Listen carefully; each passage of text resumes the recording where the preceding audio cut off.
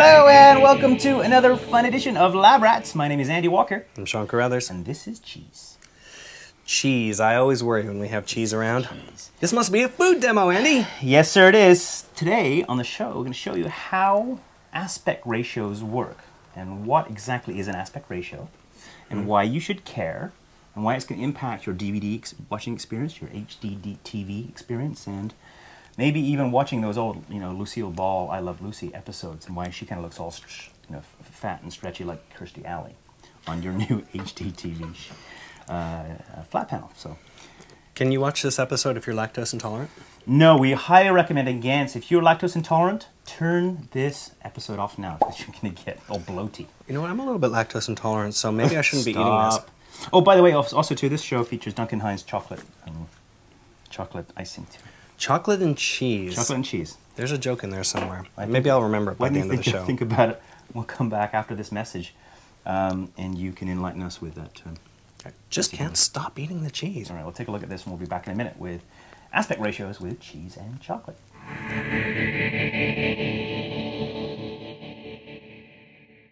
If a lab rat was the new Camtasia Studio 5, Hello! it would be the smartest, Huh? it would be more friendly, You're a wiener! and it would work well with others. Nope, you're a wiener. The new Camtasia Studio 5, screencasting software that's better than a lab rat. Download it at www.techsmith.com.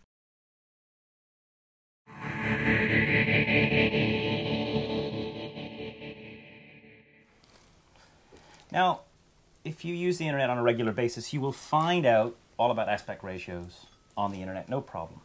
But nobody uses cheese like we use cheese. It's true. In fact, I think Craig Severson, right? He's got a really good aspect ratio demo. Yeah, we've talked to Craig at our Podcast Expo shows, Yes. and if you go to videogrunt.com, he goes through a lot of the different things about how television and screens work and why they are the way they are. Don't go there now. Don't go there now, no, because You'll miss all the cheese fun. you'll miss all the cheese. I think some cheese just flew off your hand and went over there. Sorry, I promise not to make. Yeah, see, his that apartment cheesy. never happens on Craig's show because he's Doesn't not eat cheese. using foodstuffs, and it's a very clean, sanitized experience. I It would gives say- you information. It's less exciting. And now, one of the things about the food demos is sometimes you don't really learn all that much with all the food flying Yes, around. you do. You have to pay attention. So you can see Craig's later if you still want more nitty gritty. But Shut up. On with the cheese. and chocolate. And chocolate Okay, too. so let's Okay, right. let's go. So let's talk about aspect ratio. What exactly is aspect ratio? Aspect ratio. Well, when you have a screen, you've heard of widescreen movies, you've heard of standard screen movies. It basically is the ratio between one direction and the other. On So your the screen. height against the height width. against the width. So Right. So it's the shape of the picture, and it's communicated in numbers. yes, So the TV picture we've been watching for years, right? So Gilligan's Island, if you're that old, and I don't know, Blossom, if you're that old. a very special blossom. Those shows and have been made in what's called 4:3, also called NTSC. Yep.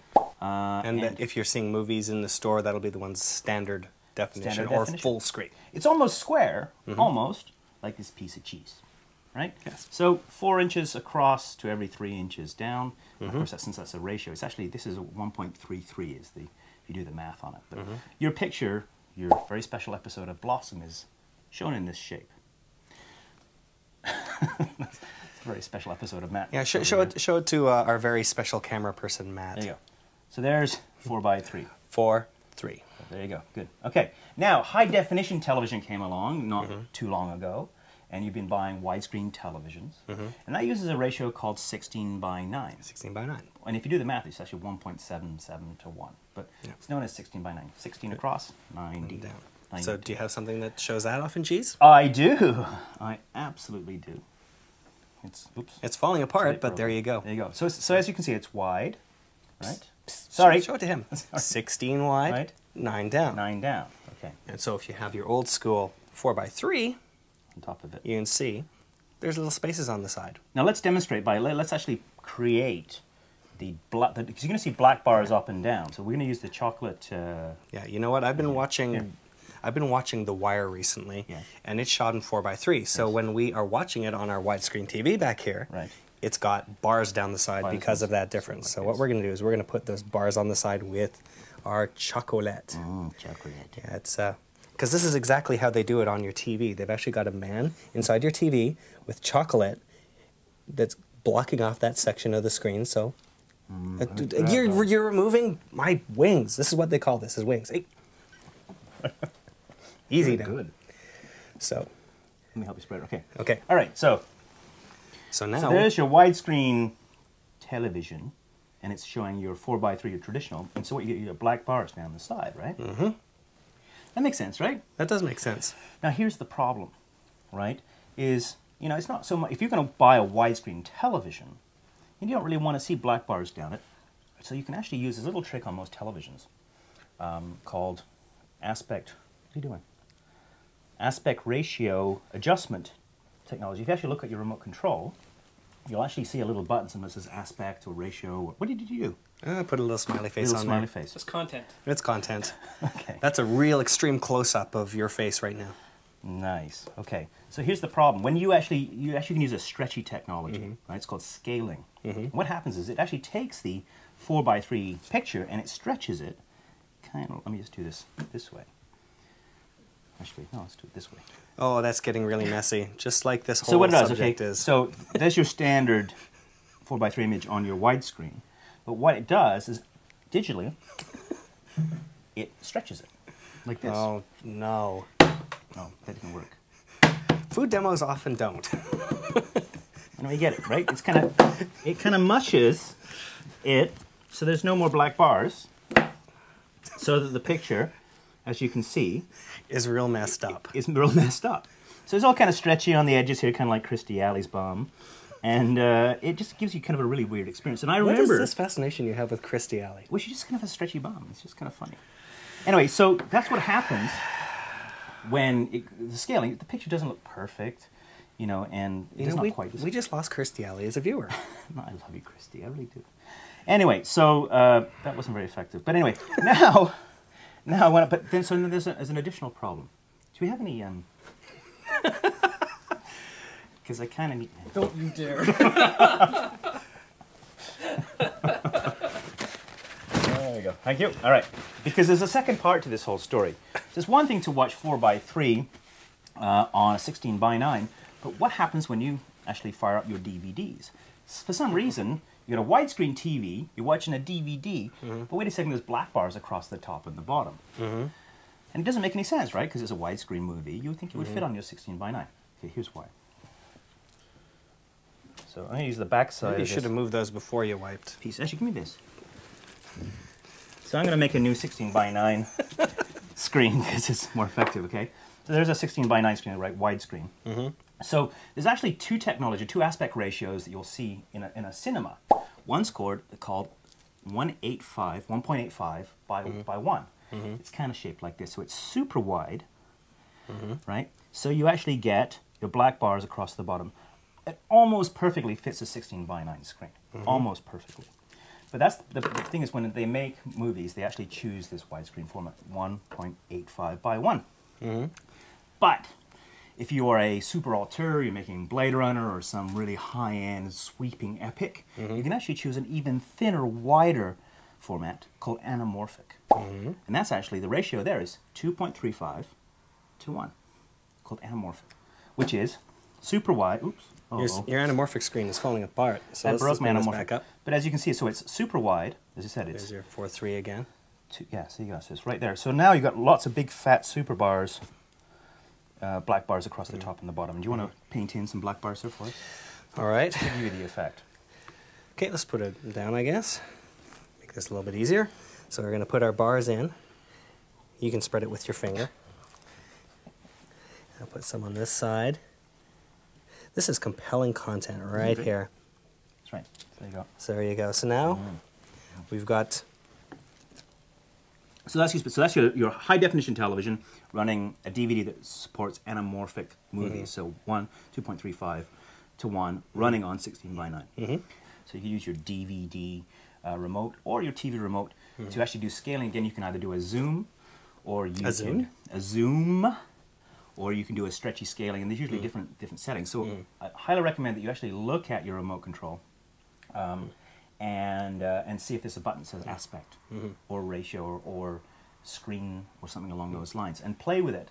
Now here's a good idea: is if you're going to watch traditional 4:3 technology on your widescreen HD TV, then you can either stretch it or just play with it until you get the picture that's perfect, and just play around with it so you're watching in its best format possible. Since we have the props here, I want to explain one thing really, really quickly.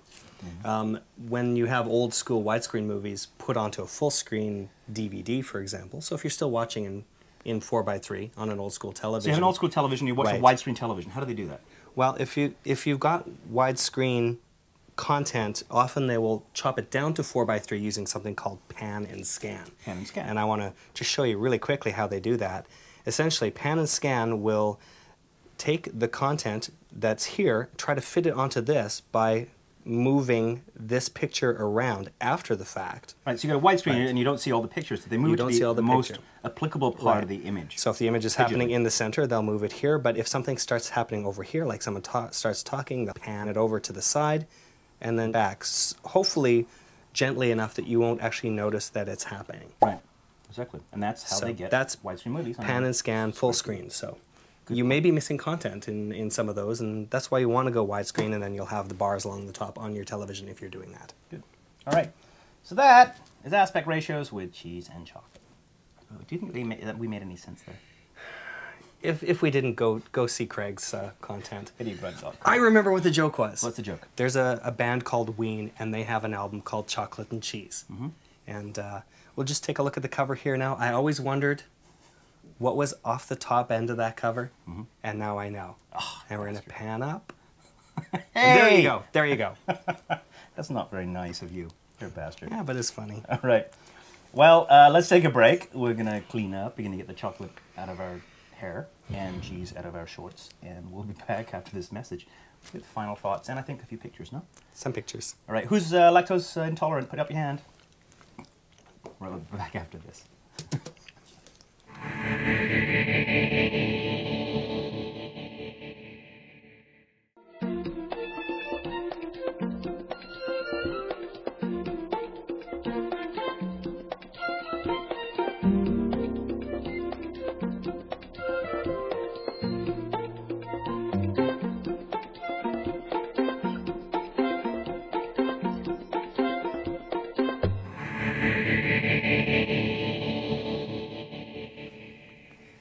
Okay, so we kind of cleaned up. I still have sticky fingers. Yes. But you know what? You noticed that actually I haven't been changing my shirts much lately in the show.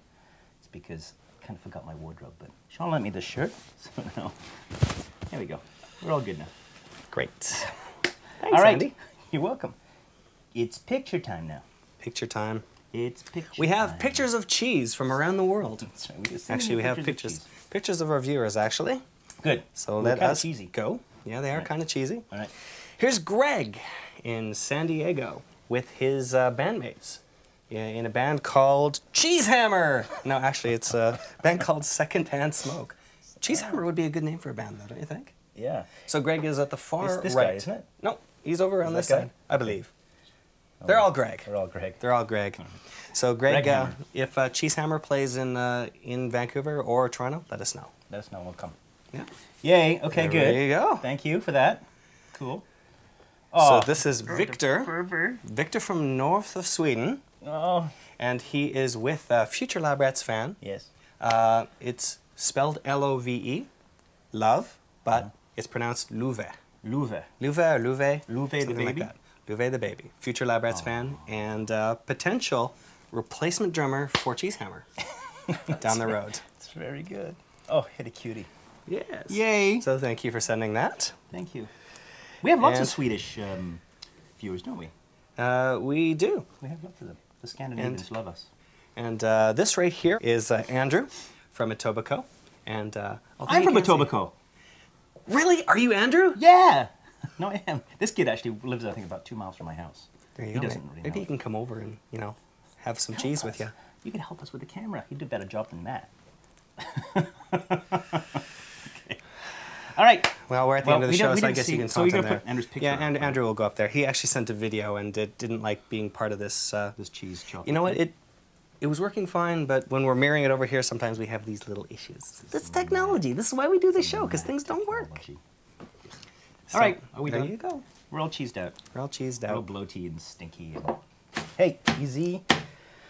Anyway, that's it for us for another edition of Labs. We hope you enjoyed yourself today. This episode is sponsored by Duncan Hines cake mix and cheese from around the world. total cost of this food demo.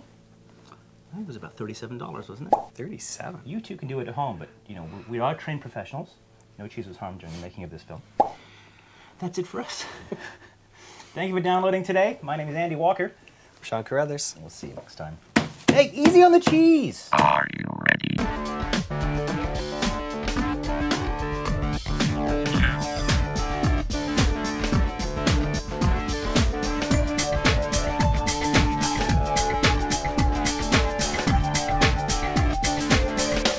Try this at home.